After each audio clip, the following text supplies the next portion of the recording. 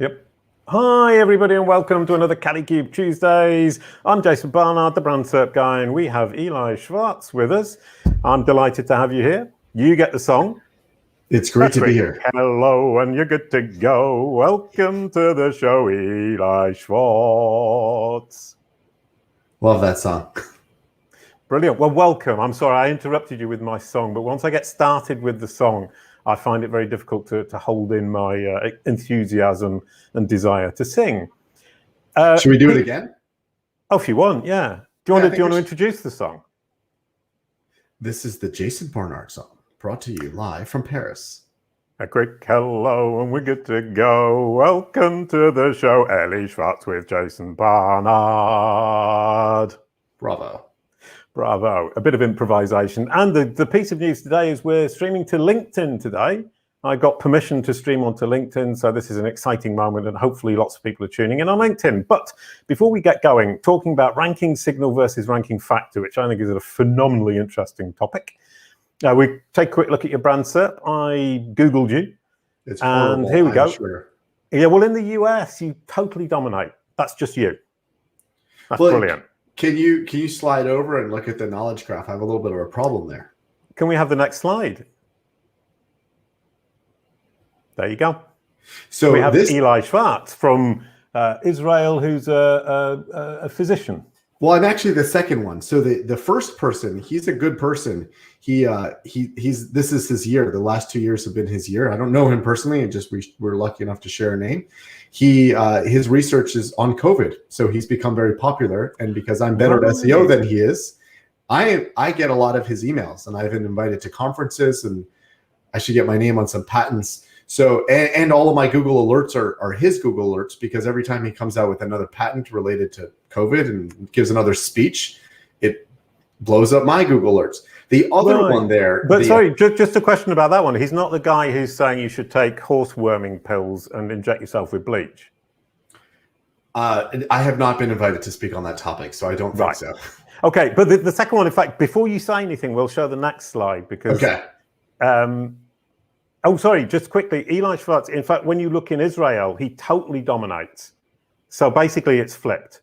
In Israel, Eli Schwartz, who is in Israel, I believe, totally dominates. So your American domination goes out the window. And then the last slide is the one where you have this economist who isn't actually the economist, and Google's a little bit confused. So the next slide along shows us, there we go. I'm dead. Yeah, this is the one where I died in 2010. The people that are all related to me are all actual digital marketers that we all know. Andy's Crestadina is on the Duda webinar right now. So, and that's my website there, but I'm dead. So I don't know what to think about that. Right. Well, what you do need to, you're also not an economist. So the fact is, from this perspective, Google is understood in the left rail, but it's mixed up in the right rail. There is an economist with the same name who is in fact now deceased. I would imagine that also means you can't claim the knowledge panel, because deceased people cannot claim a knowledge panel. So you would have to remove that deceased and born dates and replace them with your own born date, obviously not the deceased date, because that isn't actually something you could do, and change the subtitle, and then you could claim the knowledge panel and you'd be back on track. So I had the knowledge panel. When my book came out, I had a knowledge panel. So there are 3 Eli Schwartzes there. Ooh. Yeah. But, sorry, and two of them are you, so you have one with the book. Oh, no, they combined me with the economist. Right, okay. But you haven't claimed the knowledge panel. Oh, I had a knowledge panel that had claimed in the past. When the book came out, they gave a knowledge panel related to the book. I claimed that one. I had to use my driver's license and everything. And then that one they got rid of and gave my book over to the dead economist. Right, but the book isn't there anymore. Oh, it should be. It wasn't in the knowledge panel that we just saw. Oh, if you Google the book, then it is credited to the dead economist. Right, okay. Well, in that case, I mean, basically, this is what I specialize in. I don't know if you've looked at Kalicube Pro, but I specialize in sorting out this kind of mess and sorting out that confusion and sorting out the duplicates, where the duplicates combine and make the correct entity. But that's a story for another day. We're here to talk about ranking signals and ranking factors. And I thought this was really interesting because I had a conversation with Frederick Debut from Bing about factors and signals, and his view of it, and is not quite the same as yours, but I'm incredibly interested to hear yours. So what is a ranking factor and what is a ranking signal? We'll start with ranking factor. So I Googled both ranking factors and ranking signals in preparation for our discussion today. And I discovered something very interesting. In January of 2021, I wrote a blog post about this. And I completely forgotten that I wrote a blog post about it. And the reason I wrote a blog post about it is because I was listening to the Google podcast, Google Off the Record, it's called. Anybody that doesn't listen to that podcast, I'd strongly recommend you listen to it. It's basically the Googlers we all know and love, John Mew and Gary Illish and Martin Splitt, just chatting, talking about Google things. And you get a sense of the things they care about and things they talk about and things you're looking at. And I heard Gary use the term ranking signals. And I'd never heard that before. I'd always heard ranking factors. And it got me thinking about what is the difference between ranking factors and ranking signals. Now, if you'll go and Google ranking factors and Google ranking signals, actually Google ranking factors, you'll find there's a lot more on ranking factors. You'll have Moz with their ranking factors. You'll search engine journal with their ranking factors, search engine land.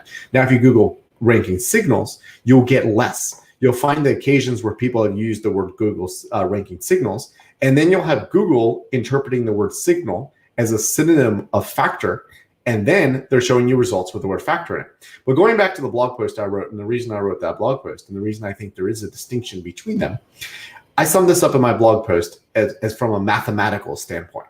When you have a factor, like we all went to school, hopefully, and we learned a little bit of math, when you have a factor, you can't just decide you don't like one of the numbers. I'm just not in the mood of 5 right now, so if it's 5 times 5, I can't decide that I'm going to ignore the word 5, one of the 5s, and I'm going to give my equation, give my answer because you're wrong. That your teacher will mark you wrong. That's the way math works.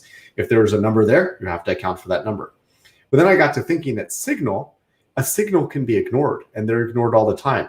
Think about in sports, the coach flashes a signal, and the player on the field can say, nah, I knew better than you. Or you're driving and the light turns yellow, and that's a signal. And you say, you know what?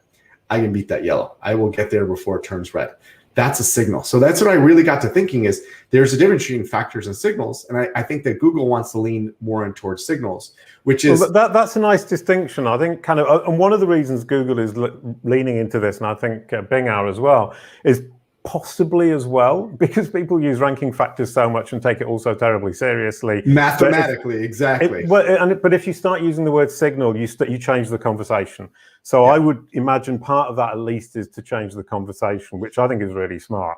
And the fact that, ranking factor, you get all these results is because people write about it all the time. But as you said, nobody's writing about ranking signals. So question now, before we get into the meat and potatoes of all this, examples of signals and examples of factors. I actually think everything is a signal rather than a factor. So if you look at, years ago, Google said there are 200 ranking factors. I don't think there's really 200 ranking factors anymore. I think there's 2 billion ranking factors because everything is a signal at a different point in time. So maybe when Google first came out, they said, okay, there's 200 ranking factors because the Google brain, the algorithm can only hold 200 ranking factors. But now, if you think about our AI world, why would you cap at 200? It's as if there's 200, and if they suddenly decided one of them was less important, they're going to bring another one in, and you have to drop one? That doesn't make any sense. You just give different weighting to each one. So what's a factor? I think they're all factors become signals. So let's say the biggest factor in the world that we all talked about years ago is the most important ranking factor, the title tag. And there's been a whole bunch of talk this past week about title tags, how important they are, and whether Google's changing them, and should they be changing them, and are they legally allowed to be changing them? So title tags are important, but I have seen many, many results where the ranking results did not use the keyword in the title tag. Now, if that's a factor, if titles were a ranking factor, how could a factor be ignored? It's one aspect of the equation. It cannot be ignored.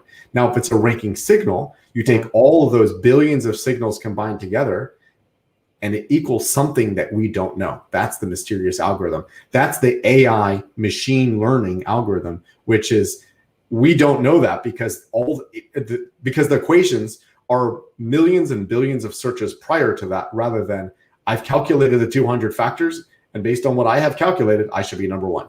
Right. And when you say we, what I'd like to do now is include John Mueller and Gary Ilyash and Martin Schmidt in that, because they don't know either. The we, because of the machine learning, now means that they have a much better idea than we do because they actually know how the whole thing is built. But they are now part of the we, which is delightful. Welcome to the club. Exactly. You know, I don't live in the Bay Area anymore, but I spent many, many years in the Bay Area. And one of the things that was great about living in the Bay Area is I had so many friends that worked at Google, including friends that worked on the algorithm. And I was able to tell them things that I discovered and watch their faces because they would never tell me anything. And actually, that's one of the things that I agree with you completely. They don't know how the algorithm works. No one knows. They only know one piece of it. And they, at this point in time, they're squashing bugs or releasing new products. So I forget exactly what it was, but it was related to a page being no indexed and 301 redirects and 302 redirects, where I suddenly discovered a weird result. And I decided to tell my friend about it just to see how he reacted. And he kept asking me so many questions. And it became apparent that it was essentially all these different if-else pieces of the code combined to make something that I found, which was probably an actual bug, which is why he asked me so many questions. And I stopped answering because I liked that bug. It was a good bug for me. But, right. But just the question about if else, I mean, kind of as human beings, that's how code works. I remember somebody teaching me to code because I was desperate. And he said basically a variable, you have a variable and you put the thing in the box. The variable is a box and the value of that variable is the thing you put in the box.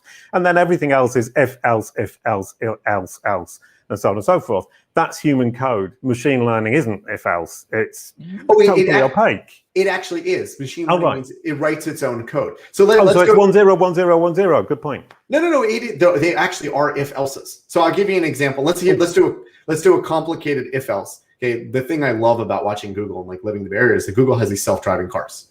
And let's say when you initially code the self-driving car, it says if you're driving and a person runs across the street, stop. If the person does not run across the street, keep driving.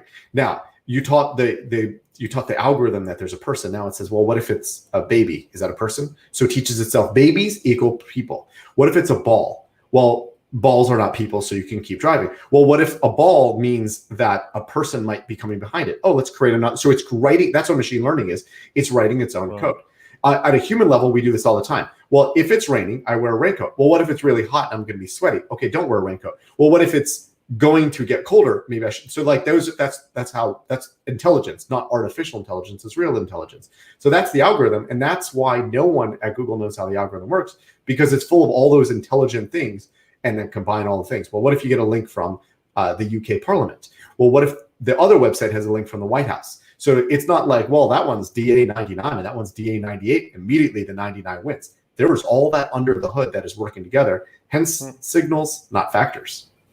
Right. Oh, so actually, I really like that explanation because it basically comes down to a gazillion if-else's that we can't possibly understand. So it's basically machine learning is taking our coding of if-else to a total level that we'll never understand, which is delightful. Now, with ranking signals and ranking factors, where do you focus? Do you really focus on the signals as a subset of the factors, or do you focus on the signals as they are and you don't worry about the factors? I don't worry about factors at all. My focus is really on building for users. And because that is what artificial intelligence and the machine learning and the algorithm is doing. It's learning about what the users are looking for. So let's go with my example where you showed me my brand SERP, and there's obviously something wrong with that. So I had a brand SERP. I had myself verified on the knowledge panel. Something taught Google that I'm not good enough for that. It wasn't a bug. It was all sorts of signals. We couldn't really dial that back because we don't know all the reasons. Maybe it was people in Israel Googling for that doctor. Maybe it was people in America not Googling for me. They were Googling for my book. So all those different things are happening. So to focus on factors, I don't know what all the factors are. I really don't think it's possible that there are 200 factors. I think there's 2 billion factors. So signals are, I'm building a good brand. That's a signal. How much does that matter? I don't know. I want to get good links. I want to appear on great podcasts and shows like this. How much does that matter? I don't know. Is Gary Ilyash listening to this right now? So therefore he's giving me +1s and thumbs up and that's going to work. Highly doubt that, right? But like, these are all signals. So I focus on the signals. I focus on building good for users. And when I work with my clients, it's really around How do we build something that users really want and will influence later downstream search behavior, which will influence Google, which will influence more visibility? So those are the things that I think are really worth putting in effort into. Like, let's write good content because good content is a signal. How much of a signal is, you can't value that. Right. Okay. And can we add a third thing, which is metrics, and look at metrics as the idea of, if we look at the metrics of how Google and Bing, for that matter, are measuring the success of these algorithms, it gives us an idea of where they're going, and maybe metrics is a good place to look. Absolutely. But I think we never have the full picture. Like, let's go back to the title tags. Everyone on Twitter is complaining about title tags. I think it's like kind of like, you know, Office Space and who moved my stapler. And I'm very upset that someone moved my stapler, because we don't know. I mean, we have a very, very narrow window into how this is working. People are sharing their search results and saying their click-through rate has gone down. I don't think that Google releases something into the wild that has not been tested on a very narrow set or a much wider set. Maybe they roll it back, maybe they don't. But regardless, it is not they didn't release a beta onto the world that we all noticed. Now, I love how Eli Schwartz shares like little tests people find. Those are little tests people find. If all of us are finding this test on title tags, it's pretty global, right? It's not a test anymore. It's real. So I think Google does use these metrics and looks at everything with, you know, is this working? Is this providing better organic results for users? Are users spending more time on Google? Hopefully they're not just waiting at our users spending more time clicking ads, but that's possible that they look at those kinds of things. So metrics are of course a part of it, but the metrics they know at an aggregate scale, not any of the metrics that we could look at. Even if I got together with 30 people, I don't think our metrics would equate to everything they're looking at. Yeah, or even one of the platforms. And that is the point. I mean, kind of the idea of we're looking at our little corner of the internet. And there are a couple of things there. As we look at our corner of the internet and we complain or we get upset or we're incredibly successful, but it's still a tiny corner of the internet, and Google's looking at the entire thing. And from the title tag example is really interesting, because whether or not they got it right this time, that's where they're going. So rather than thinking this is terrible and I need to complain about it, maybe go in and start thinking, what can I do about it? Because even if it doesn't cut through this time, it's going to cut through next time, all the time after. Yeah. And I think this is the really, really important thing to think about, actually, as it relates to signals and factors. There are potentially 2 billion websites in the world. I don't know the exact number. I searched on Statista, you know, that website that has random statistics. But let's say there are 2 billion websites in the entire world. What percentage of them could possibly be doing SEO? It has to be a very, very small percentage. Sorry, that brought me on to 2 points really quickly. I'll just go with one of them though. I can't remember. I forgot what it was. My brain's just gone blank. Keep going. Sorry. Okay. So if there are 2 billion websites in the world, I wouldn't think that even more than 10% of those websites in the entire world are actually trying when it comes to SEO. And you know, many of these websites are using WordPress and they don't use the Yoast plugin. They're just launching stuff. So Google has to write algorithms that account for the fact that many of these websites actually have great content and they do a terrible job at surfacing their content. Like think about medical websites. There are many of them that have great content and they do a terrible job of SEO, right? So when people look for them, Google wants them to be found. But why should Google give more credit to the website that did better SEO when it has worse content? So Google's writing algorithms to account for that. So that's where things come in, like title tags of like, well, they didn't know that they need to change their title tag. So how do we improve that for them? Because they did know to change their H1 because that's the title of the page. They see it. So how do they improve it for them? So like when it comes to factors and signals, Google's looking at all these things and saying, well, how do we improve all of our signals for this great medical website that deserves visibility, but they didn't know they're supposed to build links. They didn't know they're supposed to have a good title tag. They didn't know that they're supposed to have internal link architecture, and that's it. Oh, and you put the flash out, less than 10% of sites using SEO. I would say it's like less than 1%. There are about 3 million people on LinkedIn in the entire world that use the word SEO in their profile. 3 million people, and that's going content writers, everyone that uses the word SEO, like 2 billion websites, like that number is astronomical. Thank you, Anton, for changing your mind after Eli's explanation. But that is a really, really, really beautiful point you've just made, is that from our perspective, once again, in our little corner of the world as SEOs, we think or we work in that way, and we're doing this great work, and obviously that's great. But Google's looking at the 99% of sites that don't, and passage-based indexing, part of that is to say we want to be able to dig down into the content that's lost, that hasn't been optimized, and pull it up, because it is great content, and it would, and from Google's perspective, we want to show the best content to our users, even if the person or the website hasn't done the SEO. Yeah, and like one great example of it, I said medical, but I have a better example that does terrible SEO, is governments. If you want to know like the rules of filing taxes as written by the tax authorities, so for me it'd be the IRS. I presume the French collect a lot of taxes, so whatever that is in France. I would say too much, but I'll get slated. But oh, it's too late. Whoops. But like the government authorities, they have lots of websites with lots of great content. Why should they not be the ranking result when you want to know what the rule is? Why should it be the for-profit website that figured out a great way to summarize it and has ads on it? They could even be Google ads, but like Google should not be about doing that. It should really be about the government had no idea what they're doing. We're going to fix their SEO for them. So when you search for it, you can find it. Right. Yeah. And from that perspective, then a long-term SEO strategy of saying, I'm going to take this example of the government website. I'm going to write a website that just explains tax laws and the way it all works for you guys. At the end of the day, they're going down a dead end, because the end result that Google are looking for is to give the most authoritative source, which is going to be the government. Absolutely. And I have my own word for this. I call this search arbitrage. So back in the day, you would Google like, hey, sorry, did you say arbitrage or arbiTRASH? Let's go with arbiTRASH. Brilliant. Keep going. Sorry. Back in the day, you could Google like, hey, I'm in Texas and you're in Paris. Like, I want to know what time it is for you. I can't do that math myself. So I Google it. What time is it in Paris, right? Now Google is going to tell me exactly what time it is in Paris in a rich snippet. What do they call it? I forget. Feature. No, it's not feature snippet. Oh, no. Whatever it is, now I forget. They always change the name. But whatever it is at the top, it's just the time. Okay, so it tells me the time. Oh, right, answer box. There you go. Sorry. All right, forgive me. It's like it's a guessing game. We could have just turned this into a quiz, a pub quiz guessing game. Now we sound like idiots. We don't even know how Google works. Right. Anyway, keep going. You've got an answer box. Yeah, so you got an answer box that tells you exactly what time it is. But let's go back like, I don't know, 5, 6, 7 years, and you would have like the website. Thank you, Anton. Timeanddate.com.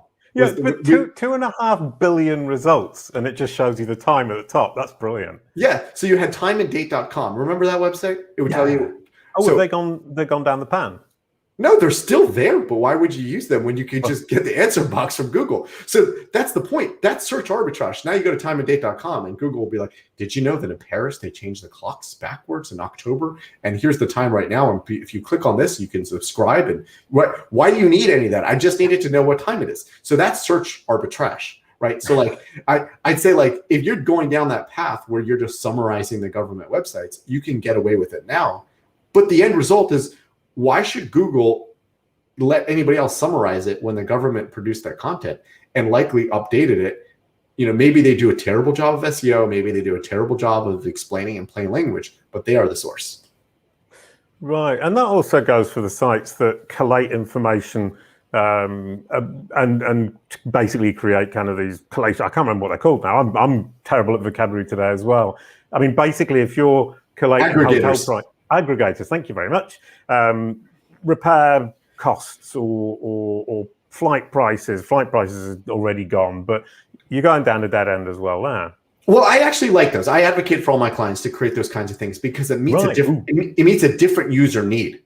I'm creating calculations. So if I want to know how much is it going to cost me to repair my car, you can't get that. Like, okay, the source information of the repairing cars is impossible to find on the internet because each dealer is you have to call them probably for it. But if you can take all those averages, let's say there is a data set, they take that, then they average it out based on where you live. Maybe they change it based on currency. They throw in the part prices and the amount of time it's going to take. That actually is valuable information, and that answers a user query. Or let's go in the medical space again, like how much is this procedure going to cost me? They're taking Medicare in the US, they're taking medical data, they're taking time data, they're taking hospital data. That's valuable. They're not really reskinning something that already exists to creating something new that meets a user need. Yeah, sorry. Yeah, so the idea of repeating is something that's now disappearing quite quickly from under our feet. And the idea is you have to bring something extra to mean that it actually has value, and something that Google either can't do or wouldn't be bothered to do because it's got so many other things it needs to do. Absolutely. Oh, and I should plug my book now. That's why I call it product-led SEO, because you're creating a product, right? You're creating something new that meets a user need. Thank you, Anton. Product-led SEO, book by Eli Schwartz. Yes, you're creating something new. You're not just creating and I advocate against just writing content because it's in a keyword research tool. Like, that's not valuable to a user. I want to know repair costs, so I'm going to throw an article with a bunch of repair costs. I actually want to know how much this specific piece of my car is going to cost me. That's a new product. And the reason it's a product is because you're not doing it for one part, like, I don't know, the gas cap. You're doing it scaled over every single part of the car. That's an actual product. That's thousands of pages that answers user queries across some things that have no search, some things have lots of search. Yeah, no, sorry, which brings me to another question. We've now totally gone off topic, but that doesn't matter. We can bring it all back real quick. No. But in fact, it was this idea of saying, actually, you have all these tiny pieces of information that are very specific. And I have an example in France, because I have a client who does eSIMs, and we've created an FAQ with all these Q&As. And one of the things I noticed is Orange, who are the French telephone operator, were ranking for eSIM for iPhone XS, eSIM for iPhone XS Plus, eSIM for iPhone XSL. Very, very similar. And each one had its individual dedicated page, and they were all featured snippets. That answers a user need. If it answers a user need, Google allows it to be a featured snippet. If it doesn't, all you're doing is creating spam. Right, so we come back to this idea of unique intent. The page needs to cover unique intent. And it is true. If I've got an iPhone XSL, whatever it's called, I don't know what they're called, and I find a page that's talking about an XS, I'm wondering, is it exactly the same? I don't know, I'm not sure, and I'm suddenly panicking. Yes, and this goes back to ranking factors and ranking signals, and I see this all the time. You're a genius at this, kind of bringing things along. Absolutely. With potential clients, where I talk to them, and the reason I call them potential clients is because they're whining. They're like, I'm at position 6. How do I get to position 1? I have more links than my competitors.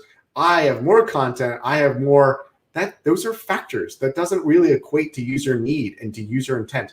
Google has looked at the entire space, and they have given the #1 position to that brand, which you don't understand, and probably Gary Illish and Martin Splitt and John Mueller don't understand either. The algorithm has rewarded that site with #1 because it better meets user need on an aggregate scale for that query.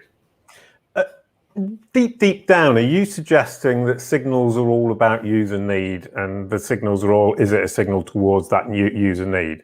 Absolutely, because I think that is the ultimate goal of Google. So Google's mission is to organize the world's information. That was their mission 21 years ago, 22 years ago when they started.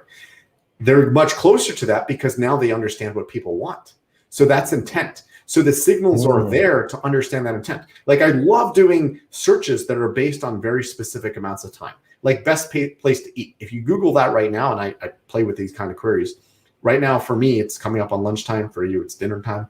That's based on the time of the day, where we are. Like you could look for all those little things. And I love how they're constantly changing. I plug this all the time whenever I talk on podcasts and videos. I use a Google Pixel. I love using Google phones because I see the direction Google's going. So like, I do voice queries and I watch how Google listens to what I say. They say Eli's slurring those words. It makes no sense, but based on all the slurs we heard, here's what we think we're going to do based on all this intent and the time of day. And it's changing. And you see these things that are in Android, and then they roll them out into the algorithm. And those become things like Bert, and they become things like Mom, and they're important. So like, yes, it is always about user intent to try to get into the minds of users, and that's what the algorithm is about. So that's why one signal can be less important or more important than another. Okay, and that brings me to another point, which is the massive amounts of data Google has because of the massive amount of touch points it has with Android, with Chrome, with Google Analytics, and obviously with the crawler. But all of that, is it talking horizontally to each other?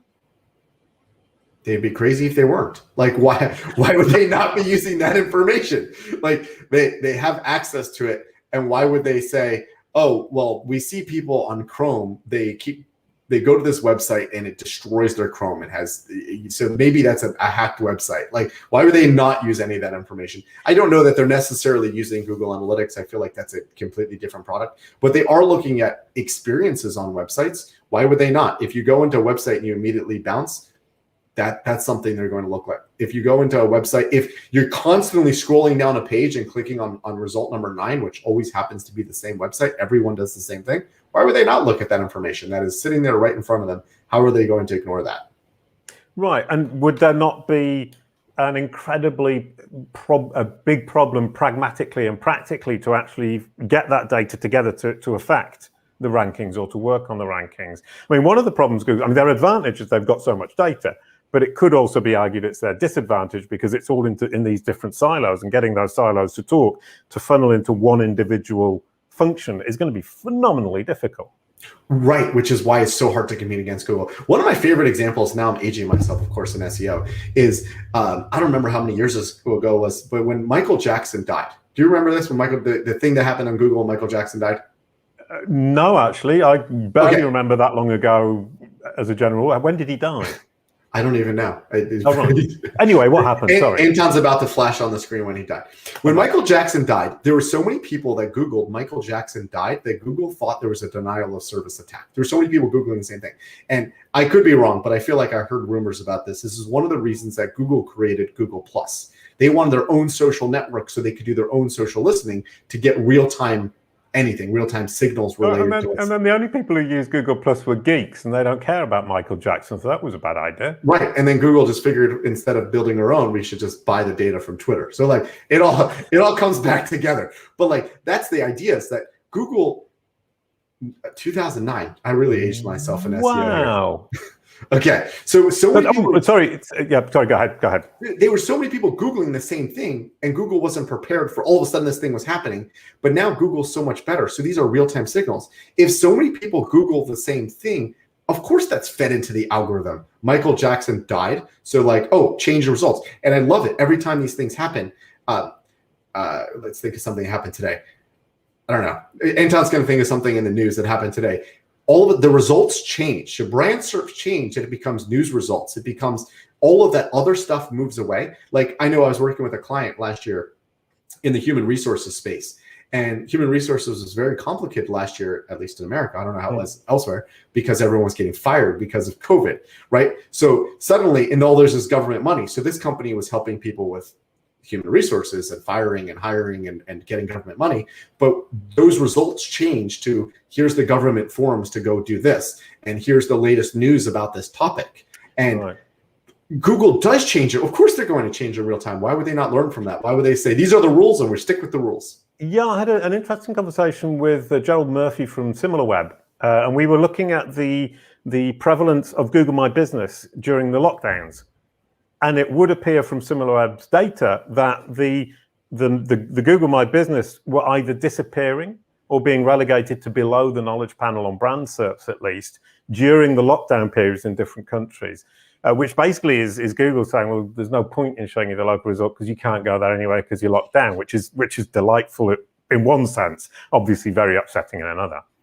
So that I love that, because there's no way, and I could be wrong, and someone tweet at me if I'm wrong. There's no way that anyone flipped that switch. That was machine learning. That was people are not going to Google My Business, so Google's like, well, let's try something else. The machine decided to try something else. I highly doubt there was any Google engineer, oh wow, sitting at home being like, okay, let's demote. You try Afghanistan, by the way, Anton. See what happens in Afghanistan. There's no way that any Google engineer was sitting at home being like, oh, there's a lockdown. I'm going to suggest to my boss that we release a product that demotes. Well, yeah, especially as they can't keep track of who's locking down when. And especially with people like Boris Johnson in charge, they don't even know if they're locked down or not. But what struck me about that is you mentioned news and sports. In fact, sports teams and sports personalities. With brand SERPs, I actually look at the results for sports stars and sports teams, and the Olympics were really interesting because the results were changing incredibly fast, and the news boxes come up at a weekend in the UK when the Premier League's on. You'll get the news boxes coming up and they'll kind of drop down the SERP during the week because that's obviously the intent. We're looking for the update news. Yep. Oh, Afghanistan, that was your request. Go on. Yes, Let's make a comment. So there's news. There's no Wikipedia here. Like if you're going to look at it, let's say next week or 2 weeks from now, it's going to be regular results. Oh, you're in the news. Go to all, Anton. Yeah, I mean, so and as you say, when there is trending news, it brings that up. And that is not done by a person. That is the algorithm saying, oh, lots of people are searching for Afghanistan. They're all navigating to websites that are categorized as news. So therefore, that is what people are looking for right now. And when does that go away? That goes away when people stop looking for websites that are categorized as news and they start clicking Wikipedia again. They start clicking BBC fact results or the CIA World Factbook and those kinds of things. It teaches Google that is over and it's time to come back to that. You know, sorry, just now that you've shown your age, can we kind of compare this thing? Yeah, okay. Top stories for Afghanistan right at the top there, which is absolutely kind of fair enough. That's intent of the user right now, but in 3 weeks' time, let's say it's not going to be that. But the Google dance was basically we would wait a month before Google then actually updated its index, which means this real-time stuff really wasn't possible at that time.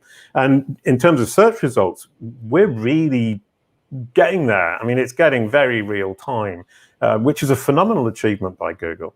Absolutely. Which means that, again, going back to our original topic, there can't possibly be ranking factors. Like all these things are constantly changing. The factors themselves are dynamic. Oh, that's a delightful phrase. We'll be taking that as a clip quote in Twitter. And then the other thing, I mean, my obsession is knowledge panels, which aren't quite so real time. There is still this Google dance that you update something, you work on your knowledge panel. It takes 1, 2, or even 3 months for the knowledge panel or the knowledge graph to take notice and for anything to change in the knowledge panel. But I would guess that's going to change in the not too distant future as well. I would think so. And again, plugging my cell phone right here, but like if all of these things are driven by mobile devices and the Google Home devices, and the knowledge panel is such an important factor in that, right? People ask questions and they give answers from it. So that becomes real-time search. So therefore, Google needs to have the knowledge panels update a lot faster based on real-time behavior.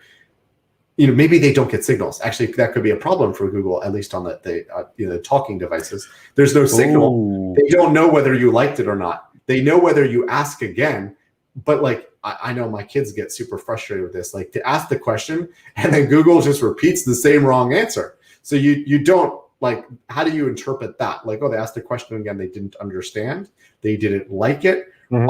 On search, it's a lot easier to say, well, clicked back from result means they wanted something else, or clicked and searched something else means they felt like their query was confusing. Close the query window means they're done, right? Like it's a lot easier. But on voice, it happens to me all the time. There's Google just 5 times repeats the wrong answer.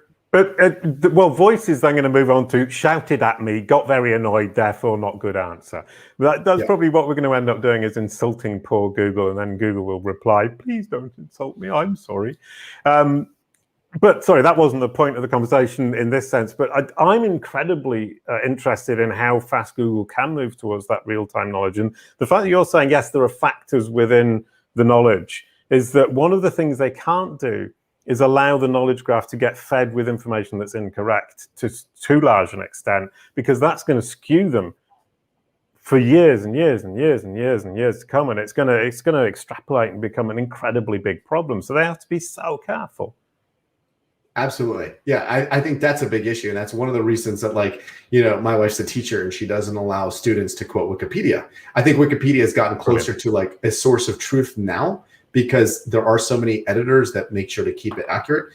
But the accuracy can never be verified, because anyone can go change something in real time and it can be updated. Like you can say Michael Jackson is alive right now, and that might stick for a minute or a couple hours, and that becomes factual because it's in Wikipedia. Whereas the knowledge graph, we can't have those kinds of things happen. And the nice thing about the knowledge graph is there is no direct access. You have to do it all by other means, by multiple corroborations that will allow a piece of information to get in there, which is one of my favorite topics, but that wasn't the topic for today. So to close all this up, I would really like your summary of ranking signal versus ranking factor, and how we can practically focus on ranking signals usefully, helpfully in SEO. And I'm sure that's going to lead into your book as well. So I think ranking factors and ranking signals are the same thing. Merge them together, but ignore the word factor and never use the word factor again, because that could lead you down the wrong path. So we only have ranking signals. There's no such thing as 200 ranking signals. I don't even know if Google still says that they're 200 ranking signals, but if they do, I don't believe them. I think there are billions and billions of ranking signals, none of which anybody at Google can point to. Because, like, let's say links used to be a part of a ranking factor.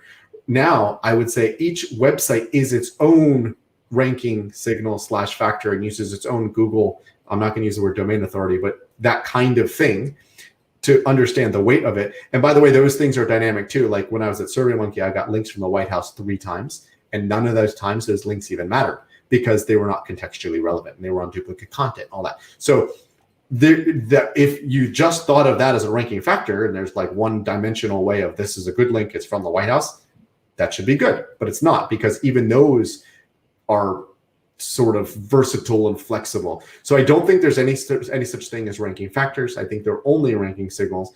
And because they're impossible to ever know, I think that ranking signals are representative of user behavior and Google looking to understand user behavior and user intent and to understand the human mind to make Google, and I put this in my book, almost as if it's like your personal librarian. So that's what Google's trying to do. I want to know what I should eat for lunch. I want to know what my personal risk is with, let's say, getting audited. Okay, IRS don't audit me. But like that, if I was Googling for tax results, like I want to know my own personal situation. That's what Google's trying to do. They will probably never be like that because it's not a human. Thankfully, artificial intelligence will never be human, and we'll never live in that world where the robots take over the humans. But like that's the goal. Like that's what Google's trying to move towards, and that's what signals are. So if you want to know what the best ranking signals are and what you should focus on Google as if it's a human. Focus on SEO as if you're optimizing for humans. What are the good links to get? We'll get links that people are going to read and then navigate away from that article and say, I got to check out that brand. That sounds really interesting. Or focus on writing content where your H1 is not jammed full of keywords, but your H1 says, wow, this is a really good title of an article. I'm going to read this all the way through. Focus on keywords as these are the words that people understand and they don't need to go to Wikipedia to look them up. So I think those are the rules. And all of that is going to be based on categories and based on specific kinds of intents and the kind of website you're on. Yeah. So the ranking signals you should be focusing on will depend on your industry, your audience, your business, yourself, and how you've presented yourself as a brand over the years and the intent of the users in their specific situation and their specific environment. Oh, we could go on for hours. That was delightful, brilliant, wonderful, Eli. I was charmed, delighted, and I love the way you dragged this through all the topics you wanted to talk about and back to the ranking signal versus ranking factor with great regularity when I kept missing it. And we did mention your book at least 4 times, Product-Led SEO by Eli Schwartz. And we're going to introduce next week's guest, who is, there you go, Joy Hawkins, who's going to talk about dissecting the GMB panel, which will be stunningly interesting because she's going to walk me through different scenarios of Google My Business panels, what we control, what we don't control, what's good to do, what's brilliant to do, and what maybe you shouldn't be doing. So please do join us next week for the delightful Joy Hawkins. That's going to be awesome. Thank you once again, Eli. You get the song as the outro. A quick goodbye to end the show. Thank you, Eli. Thank you, Jason. It's great to be here. Delightful. Thanks a lot, man.